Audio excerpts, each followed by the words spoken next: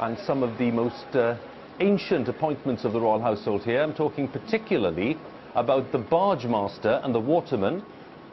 A reminder of the times when the sovereign used to travel by barge down the Thames. Well, they are here to help in the transfer of the crown from the coach into the regalia room at the foot of the tower, and then the crown will be put on display in the royal gallery before the procession a little later on. The crown jeweller, Martin Swift, took over in 2012 from Harry Collins, approaches, very carefully removes the imperial state crown, and Sir Andrew Ford will now emerge from the coach. He is a very senior officer of the royal household in charge of organising lots of the big events, the big state events in the Queen's calendar. And it'll be Sir Andrew's duty to take the crown into the royal gallery.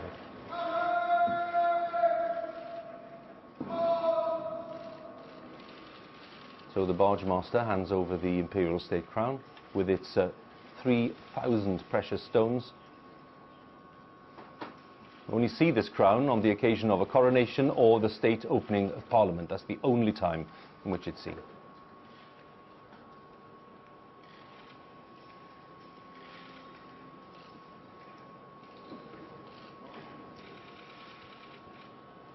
So Lieutenant Colonel Sir Andrew Ford, escorted by members of the Gentlemen at Arms, and they will turn left briefly into the regalia room so that they can make sure that everything's in order for the procession up the royal staircase into the royal gallery. And I'll say something a little later on about those two items of insignia, the sword of state and the cap of maintenance. They are very significant elements as well of today's. And with his back to us, the Lord Great Chamberlain, the hereditary position, the Marquis of Cholmondeley, in charge of the royal parts of the Palace of Westminster, receives the crown and will put it on display. Why? Well, because it is a public symbol of the Queen's authority, the sovereign's authority, ahead of the state opening of Parliament.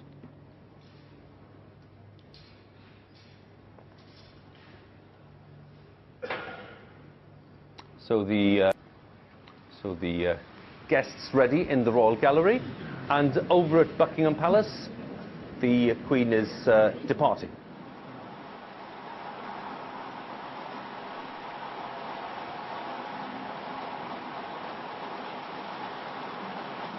In bright sunshine, that is the Diamond Jubilee State Coach. It was seen for the first time at state opening last year.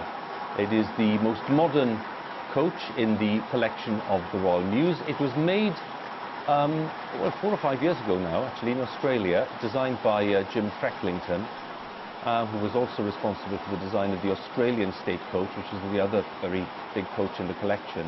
And it was delivered, I think, in time for last year's state opening, 2014, but it was made to celebrate the Diamond Jubilee, and it does contain within it, they say, 1,000 years of British history, artifacts from the Mary Rose and timber from the HMS Victory and all the rest of it, but it's a travelling. But these are the heralds, and they play an important part in lots of these ceremonial events, because that is Thomas Woodcock, the Garter King of Arms, in charge of heraldry and the heraldic rules in England, Wales and Northern Ireland, and then the other heralds responsible for different parts of the United Kingdom.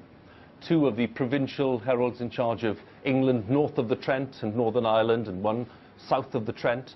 The Lord Lion in charge of heraldic business in Scotland, and the Wales Herald in Arms Extraordinary too. So you have a representation there of the heraldic tradition right across the United Kingdom. So they're making their way through the gallery, through this Norman porch, which I mentioned earlier, and they are now getting ready for Her Majesty's arrival in a few minutes' time. They will be there to greet the Queen, and the Household Cavalry detachment also there, and the great officers of state making their way there. Just on the left we have the Earl Marshal, on the right, and then on the left we have the Lord Great Chamberlain. They are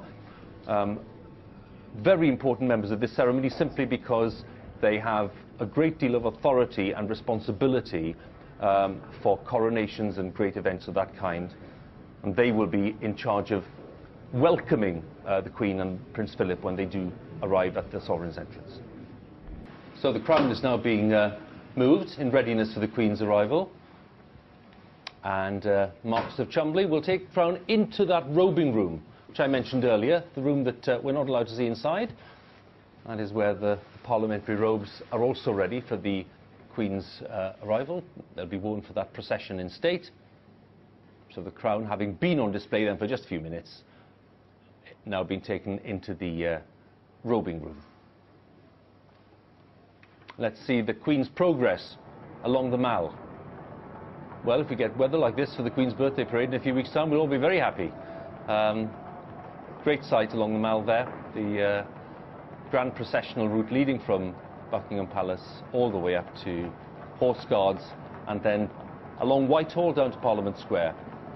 So the Diamond Jubilee State Coach making its way, and there a good perspective for us there to enjoy the sight of the Household Cavalry and the Sovereign's escort commanded today. The first officer of the escort is Major Warren Douglas of the Life Guards, responsible for escorting the Queen along to the Palace of Westminster. And over at the Palace of Westminster, we have the first of our royal arrivals in the Irish state coach, Prince of Wales and the Duchess of Cornwall arriving. We saw them together at the state opening for the first time last year, and they're doing the same thing this year. And I have to say, from our studio, we have a rather good view here, the arrivals. Prince of Wales will be celebrating his 67th birthday next, and it's the longest serving heir apparent in British history. You may not thank me for saying that. Position he's held since 1952. He's also the oldest heir to the throne, while I'm at it, since 1714. I promise I won't say anything else to upset Prince Charles. But I have to say, from our studio here now, it's a great vantage point.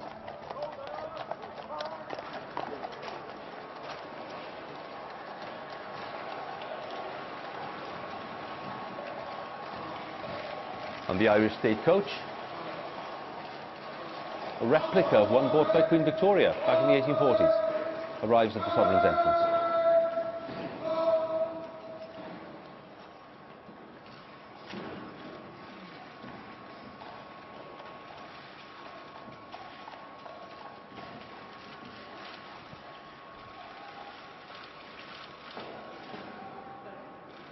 Prince of Wales had previously accompanied the Queen to the state opening on many occasions, at least 11 occasions, before 1996, but then after 1996 there was a bit of a gap.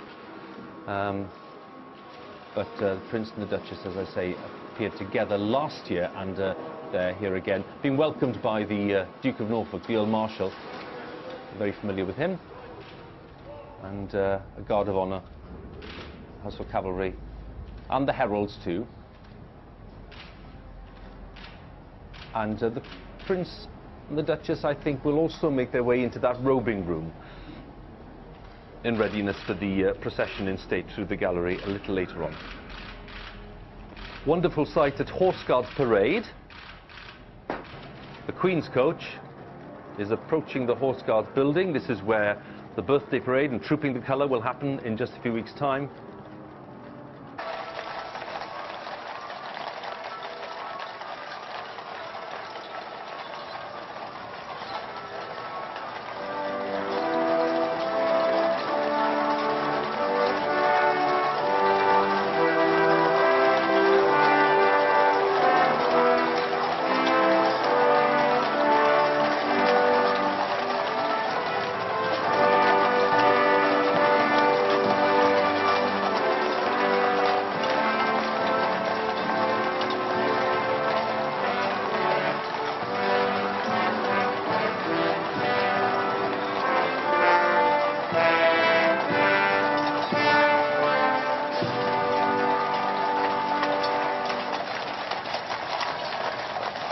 Queen and the Duke of Edinburgh arriving at the Palace of Westminster.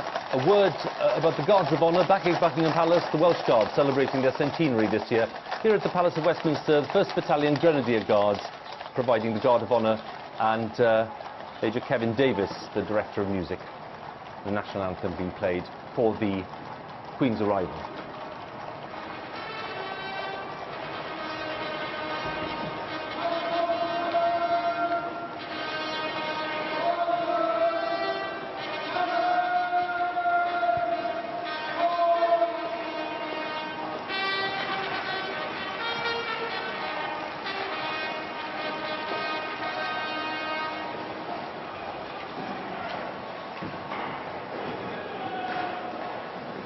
The fanfare is sounded, telling the world that the Sovereign is in Parliament. Duke of Edinburgh emerges, and Queen too, when the Queen sets foot in the Palace of Westminster. The Royal Standard will replace the Union flag at the top of the Victoria Tower.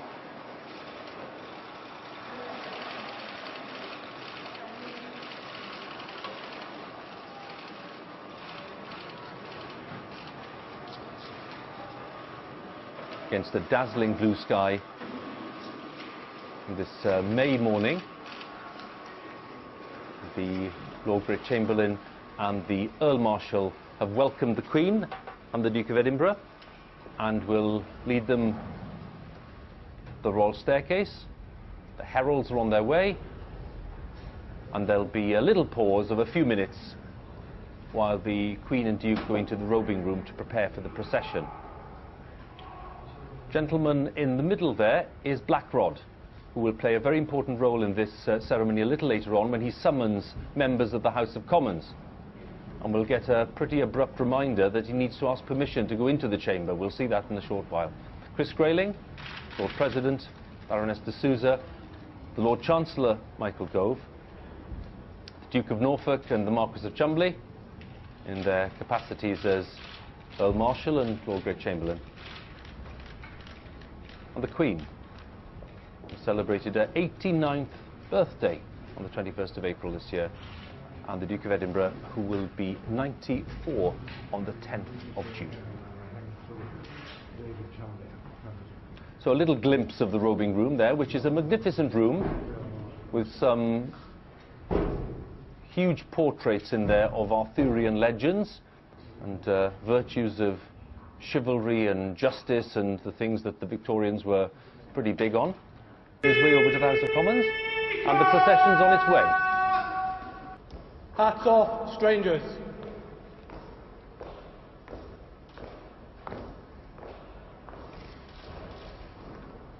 So the instructions been given, hats off strangers, for those who are wearing hats. And Vaughan Williams is the doorkeeper, and then Lawrence Ward with the mace is the Sergeant-at-Arms. He's spent 40 years here in Parliament. There's Mr Bercow, the Speaker of the House of Commons. Jim, kind of atmosphere, a different kind of feel to the Chamber of the Lords. Keith Vaz and other senior members of Parliament there, James Brokenshire.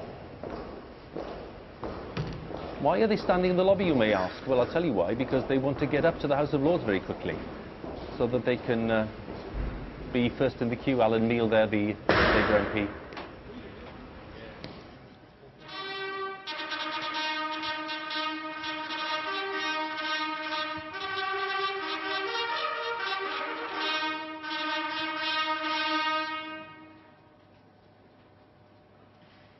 The fanfare of the state trumpeters and the procession in state for the state opening of Parliament 2015 is underway. The Queen and the Duke of Edinburgh making their way through the Royal Gallery towards the Prince's Chamber and then into the chamber of the House of Lords itself. Prince of Wales and the Duchess of Cornwall attending as a couple for the second time.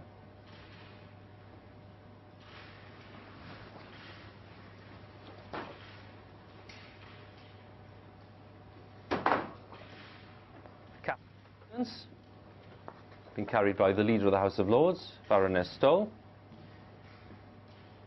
The Sword of State by Lord Stirrup, former Chief of Defence Staff.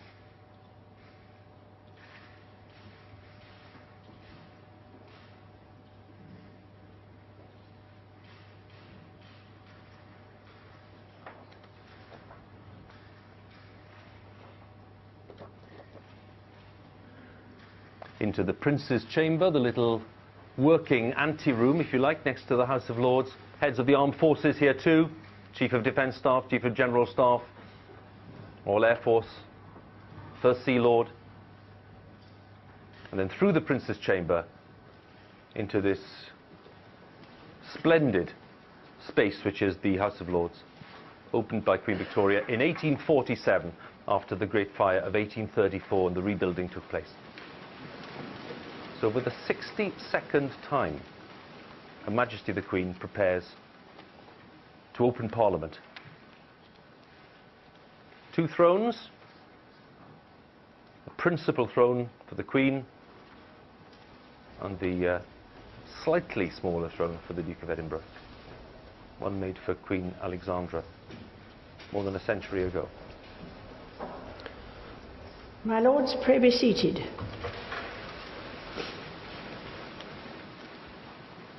And we'll now wait the signal that the Queen will give to summon the members of Parliament.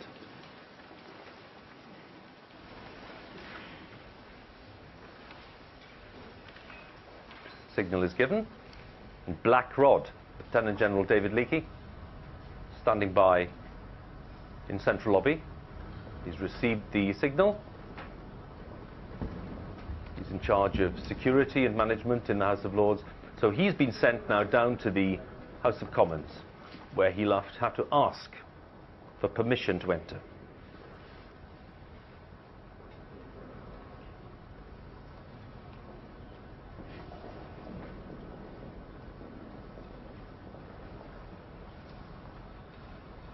Now, Black Rod is waiting here. This means that they've got the timing slightly awry, and that means that MPs are still praying.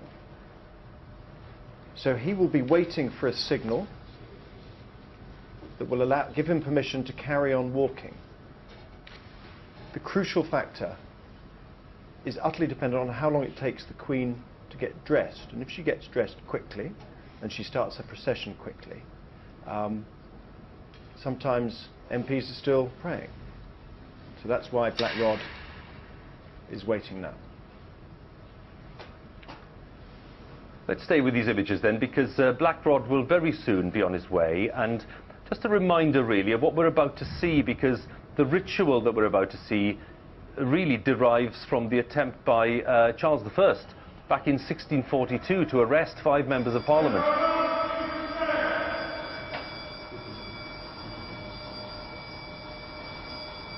And that was seen, of course, as a breach of the Constitution. So after that incident, the House of Commons maintains its right to question the right of the monarch's representative, who's Black Rod, to enter the chamber. They can't bar him from entering without with lawful authority, so let's be clear about that. But he does have to knock on the door and ask to be admitted. And he may or may not suffer 1 or 2 comments from 1 or 2 members of Parliament, including Dennis Skinner, the veteran Labour MP.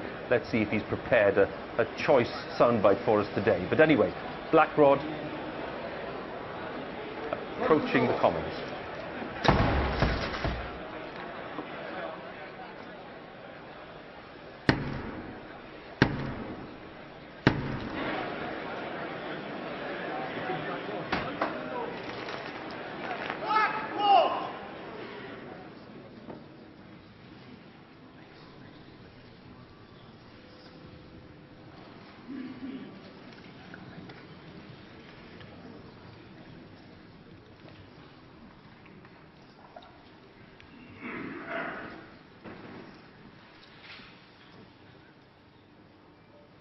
Mr. Speaker, the Queen commands this Honourable House to attend Her Majesty immediately in the House of Peers.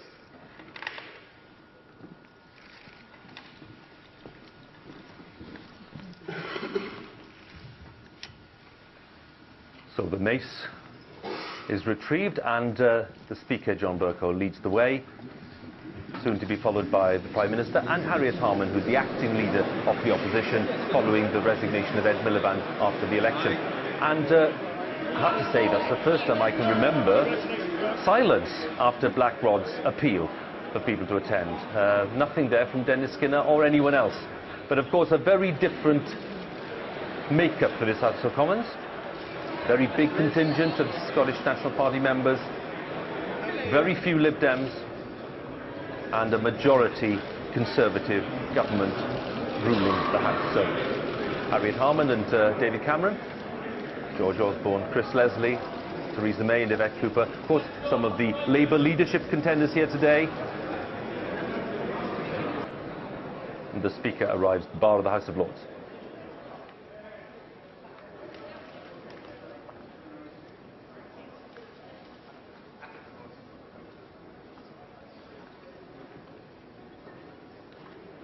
So they'll crowd in, wanting to get a good look, and then when they've all settled, the Lord Chancellor will deliver the speech.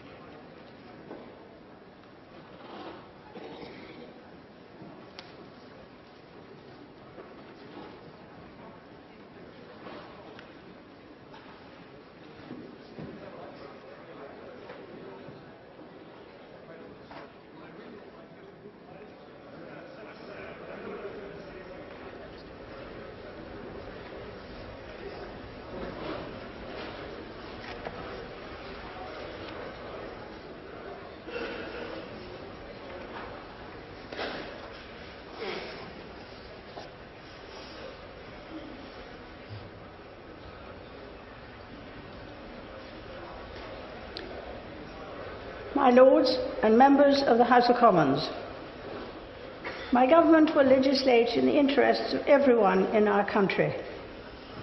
It will adopt a one-nation approach, helping working people get on, supporting aspiration, giving new opportunities to the most disadvantaged, and bringing different parts of our country together.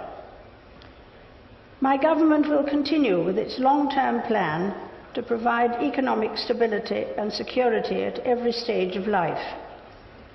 They will continue the work of bringing the public finances under control and reducing the deficit, so Britain lives within its means.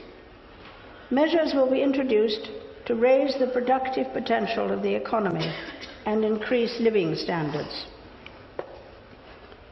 Legislation will be brought forward to help achieve full employment and provide more people with the security of a job.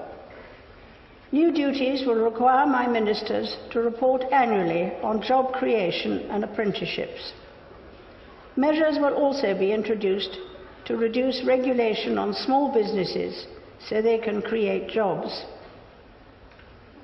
Legislation will be brought forward to ensure people working 30 hours a week on the national minimum wage do not pay income tax, and to ensure there are no rises in income tax rates, value-added tax, or national insurance for the next 5 years.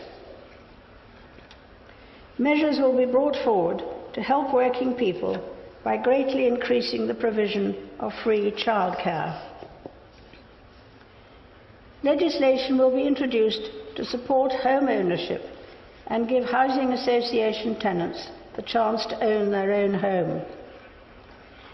Measures will be introduced to increase energy security and to control immigration.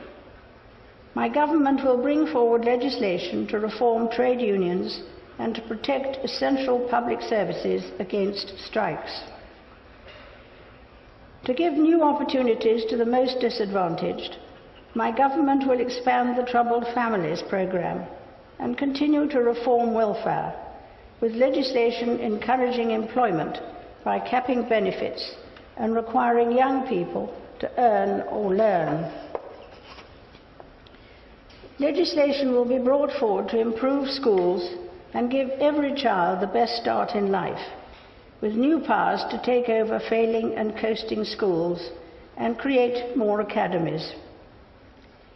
In England, my government will secure the future of the National Health Service by implementing the National Health Service's own 5-year plan, by increasing the health budget, integrating health care and social care, and ensuring the National Health Service works on a 7-day basis. Measures will be introduced to improve access to general practitioners and to mental health care. Measures will also be brought forward to secure the real value of the basic state pension, so that more people live in dignity and security in retirement. Measures will be brought forward to increase the rights of victims of crime. To bring different parts of our country together, my government will work to bring about a balanced economic recovery. Legislation will be introduced to provide for the devolution of powers to cities with elected metro mayors, helping to build a northern powerhouse. My government will continue to legislate for high-speed rail links between the different parts of the country. My government will also bring forward legislation to secure a strong and lasting constitutional settlement, devolving wide-ranging powers to Scotland and Wales. Legislation will be taken forward giving effect to the Stormont House Agreement in Northern Ireland. My government will continue to work in cooperation with the devolved administrations on the basis of mutual respect. My government will bring forward changes to the standing orders of the House of Commons. These changes will create fairer procedures to ensure that decisions affecting England or England and Wales can be taken only with the consent of the majority of members of Parliament representing constituencies in those parts of our United Kingdom. My government will renegotiate the United Kingdom's relationship with the European Union and pursue reform of the European Union for the benefit of all member states. Alongside this, early legislation will be introduced to provide for an in-out referendum on membership of the European Union before the end of 2017. Measures will also be brought forward to promote social cohesion and protect people by tackling extremism. New legislation will modernise the law on communications data, improve the law on policing and criminal justice, and ban the new generation of psychoactive drugs. My government will bring forward proposals for a British Bill of Rights. Members of the House of Commons, estimates for the public services will be laid before you. My Lords and members of the House of Commons, my government will continue to play a leading role in global affairs, using its presence all over the world to re-engage with and tackle the major international security, economic and humanitarian challenges. My ministers will remain at the forefront of the NATO alliance and of international efforts to degrade and ultimately defeat terrorism in the Middle East. The United Kingdom will continue to seek a political settlement in Syria and will offer further support to the Iraqi government's programme for political reform and national reconciliation.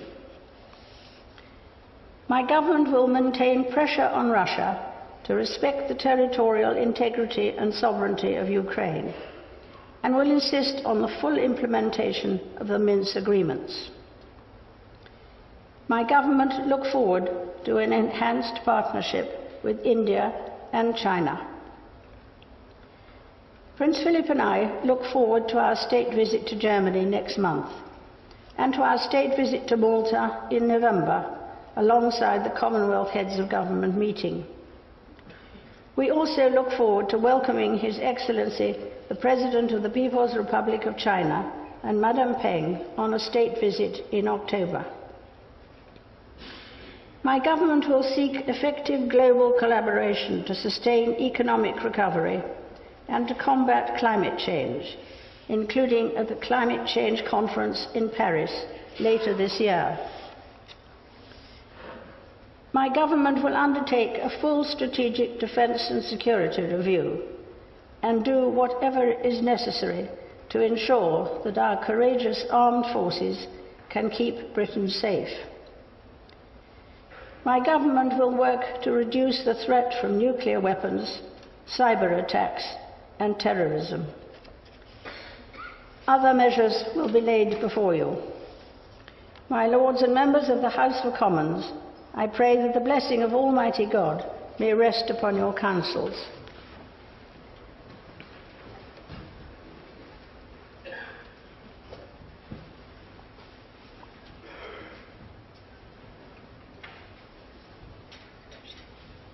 So the speech is returned to the purse, which is carried by Michael Gove, the newly appointed Lord Chancellor.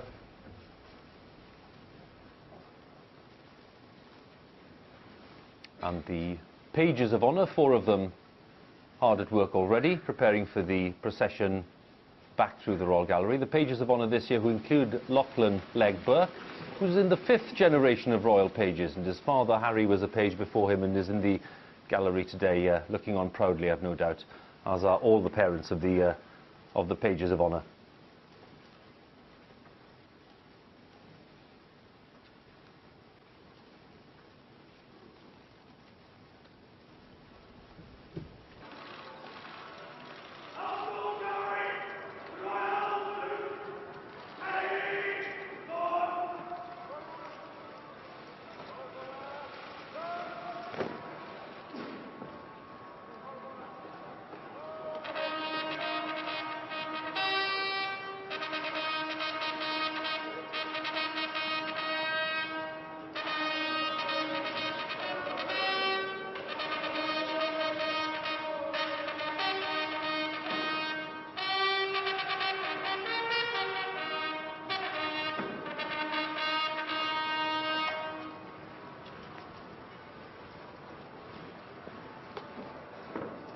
Coach is secured.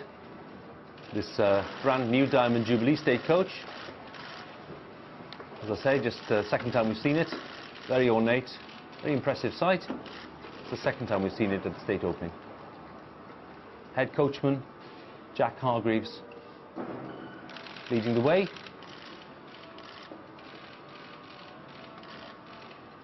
Salute is given. Everything is ready for the Queen's departure.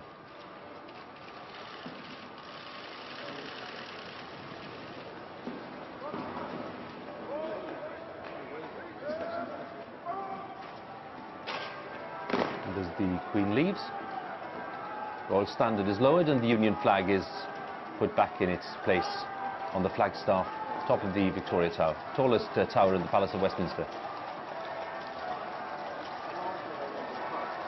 Merging again into lovely sunshine.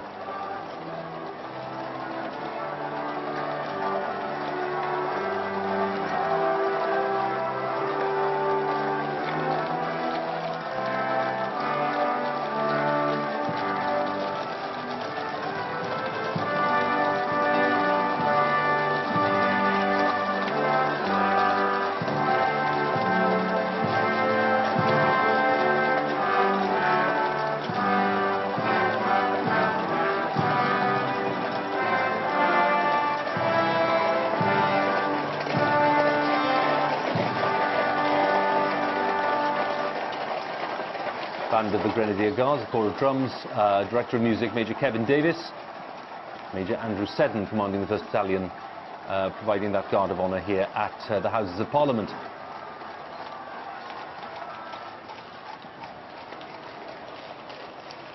Very short interval as the Prince of Wales and the Duchess of Cornwall now prepare to leave. And the coach waiting for them is the Irish State Coach, which the Queen and the Duke have used many times in the past. Built in 1851 for the Lord Mayor of Dublin.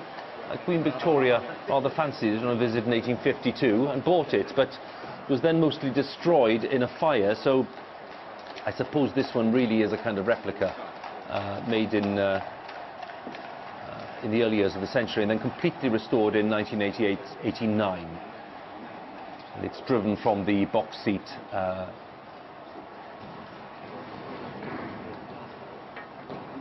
Prince of Wales on his way back to Buckingham Palace now with the Duchess. Duke of Norfolk and the Marquess of Cholmondeley having said their goodbyes, and the Irish State Coach is on its way.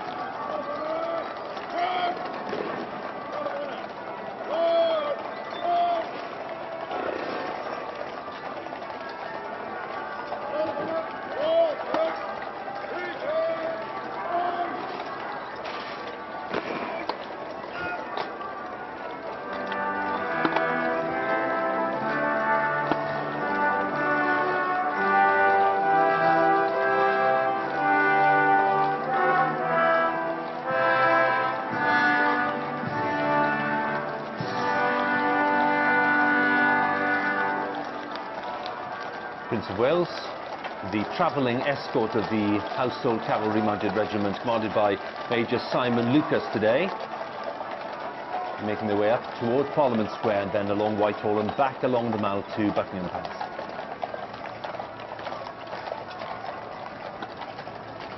Lovely sight. Victoria Tower there on the right, and then we have Westminster Abbey there on the left. That's the magnificent Henry VII Chapel of Westminster Abbey, just protruding there opposite the St. Stephen's entrance to the Palace of Westminster.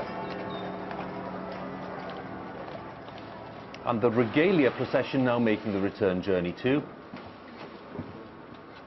Sword of State being put safely back into the carriage. Cap of maintenance. Interesting too to note at this point the cap of maintenance worn by kings on their way to coronations. George VI wore the cap of maintenance on the way to the Abbey to be crowned. Queen Victoria and Queen Elizabeth II wore the George IV diadem, which is what the Queen was wearing on her way to the palace today. Now Sir Andrew Ford takes his place, ready to look after that remarkable treasure, the Imperial State Crown, which is returned safely to the Tower of London after this.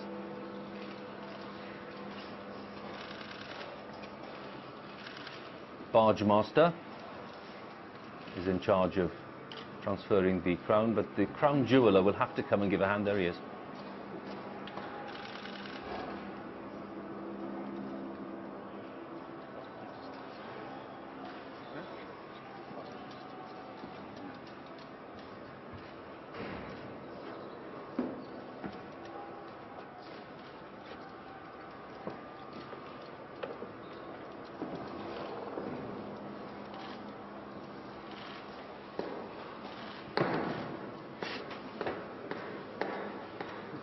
So ready to make its way with an escort provided by the Lifeguards. The Queen Alexandra Stagecoach, which was converted in 1893 for the then Princess of Wales, later Queen Alexandra. Lieutenant Colonel Michael Vernon and General Sir Kevin O'Donoghue looking after the Sword of State and the cap of maintenance.